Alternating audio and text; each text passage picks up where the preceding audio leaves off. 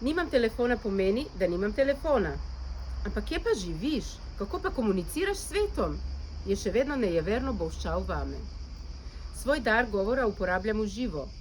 Pravkar komunicirava, če nisi opazil. Ampak kako se bova pa dogovarjala?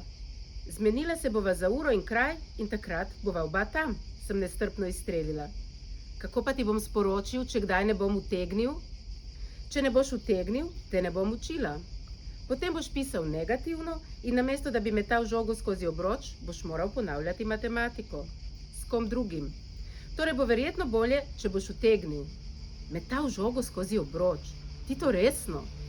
Ker nisem odgovorila, je nadaljeval bolj zase. Tega si sploh nisem tako predstavljal.